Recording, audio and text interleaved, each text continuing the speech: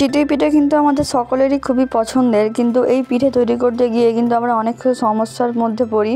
তো আজকে আমি আপনাদের সাথে গ্যাসের চুলায় কোনো ধরনের মাটির সাঁচ ছাড়াই এত সুন্দর ফুলকো এবং জালিদার চিতই পিঠের রেসিপি শেয়ার করব, পুরো স্টেপ বাই স্টেপ। আর সব স্টেপগুলো যদি আপনারা ফলো করেন তো দেখবেন মাটির সাঁচের কোনো প্রয়োজনই পড়বে না। আপনারা সিম্পলি এই চিতই পিঠেগুলো গ্যাসের চুলাতে তৈরি করে নিতে পারবেন, তাও আবার এতটা সুন্দর জালিদার এবং ফুলবে। তো দেখুন, তার জন্য প্রথমে আমি এখানে 1 কাপ আটা নিয়ে নিয়েছি। এটা হচ্ছে চালের আটা। তো আমি আপনাদেরকে একটা পদ্ধতি বলছি, যদি আপনাদের কাছে কাঁচা আতপ চাল থাকে তো আপনারা কিন্তু সেই আতপ চালটা প্রথমে ভিজিয়ে রেখে তারপর সেটাকে পেস্ট করেও দিতে পারেন, কিন্তু সেটা কিন্তু অনেকটা সময় সাপেক্ষ হবে। তার জন্য আমি আপনাদের সাথে একটা ইনস্ট্যান্ট এবং সহজ রেসিপি শেয়ার করছি। এটা হলো আপনাদের সবার বাড়িতেই কম বেশি চালের গুঁড়ি তো থাকবেই।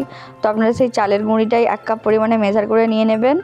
এখানে নিয়ে নেওয়ার পর আমি এখানে এখানে উষ্ণ কুসুম গরম জল নিয়েছি। মানে জলটা কিন্তু একবারে ফোটানো নয়। তো এর মধ্যে আমি 1 চামচ পরিমাণে লবণ দিয়ে এবারে হালকা হালকা করে গরম জলটা দিয়ে এটাকে আমাদেরকে ব্যাটার তৈরি করতে হবে। একবারে কিন্তু পুরো জলটা দিয়ে দিলে হবে না। দেখুন আমি যেমন অল্প অল্প করে দিচ্ছি আর মেশাচ্ছি, সেইভাবে কিন্তু মেশাতে হবে।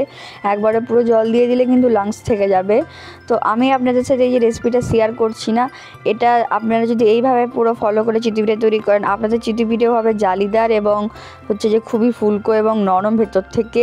শীতকাল মানে তো চিতই পিঠেরই সিজন। গুড় দিয়ে খেতে কিন্তু অসম্ভব সুন্দর লাগে। তার সাথে যদি আপনারা এটা 2 মিনিটের মধ্যে বা 5 মিনিটের মধ্যে তৈরি করে নিতে পারেন তাহলে কিন্তু আমাদের অনেক সুবিধাই হয়।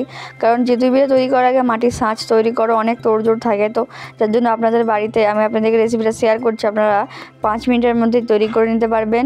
তো এর মধ্যে আমি 1 চিমটি পরিমাণে বেকিং পাউডার দিয়ে দিলাম। যেহেতু এটা আমি চালের পেস্ট দিয়ে করছি আর মাটির সাঁচ ইউজ করছি না, যার জন্য আমি একটু বেকিং পাউডার দিয়ে দিলাম। এটা কিন্তু খুবই অল্প দিতে হবে, বেকিং সোডা দিলে চলবে না। তো এবারে আমি দেখুন একটা বাটিতে তেল নিয়ে নিয়েছি। এবার তেলের মধ্যে একটুখানি জল দিয়ে দিলাম। জলটা দিয়ে এবারে মিক্স করে নিতে হবে তেলের সাথে। এটাই কিন্তু আমাদেরকে আমাদের যে প্যানটা আছে যেটাতে আমরা চিতই পিঠে তৈরি করবো সেটা হচ্ছে আপ্পাম প্যান। দেখুন আপনারা অনলাইনে বা বাজারে কিন্তু এটা আপ্পাম প্যান বললেই কিন্তু আপনাদেরকে দিয়ে দেবে। আমার আপ্পাম প্যানটা কিন্তু একটু ছোটো। তারপরে দেখুন আমি এটা একটা তাওয়া বসিয়ে নিচ্ছি এর জন্য এর নিচে। তারপরে আমাদেরকে ব্যাটারটা দিয়ে দিতে হবে। আর খুব বেশি ব্যাটার দেবেন না আপনারা। প্রথমবারে কিন্তু আমি খুব বেশি দিয়ে দিয়েছিলাম। দেখুন এটা কেমন ইনস্ট্যান্ট ফুলতে শুরু করে দিয়েছে। তাই একটু অবশ্যই ফাঁকা রেখে তারপরে ব্যাটারটা দেবেন আপনারা। দেখুন এই জালিগুলো দেখে আপনারা বুঝতে পারছেন যে আমার ব্যাটারটা কিন্তু কতটা পারফেক্ট গোলা হয়েছে। দেখুন দেওয়ার সাথে সাথে কেমন জালি জালি চলে আসছে। আমি আপনাদেরকে দেখাচ্ছি খুব ভালোভাবে, একটু জুম করে দেখুন। প্রত্যেকটা পিঠাতে কিন্তু জালি জালি চলে আসছে। আর এইটাই কিন্তু পুরো খেতে অথেন্টিক চিতই পিঠার মতোই লাগবে। তো এবার ঢাকা দিয়ে দিলাম আমি। দেখুন পিঠাগুলো কিন্তু খুব সুন্দরভাবে ফুলে গেছে। তো আমি ওই জন্য এক পিঠটা উল্টে দিলাম। আর এখনই এটা দেখতে কতটা সুন্দর এবং কিউট লাগছে দেখুন।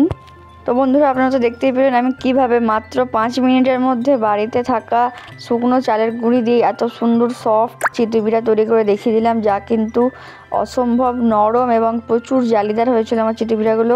তো এরকম নিত্য নতুন ভিডিও পেতে অবশ্যই আমার চ্যানেলটাকে সাবস্ক্রাইব করবেন। ধন্যবাদ।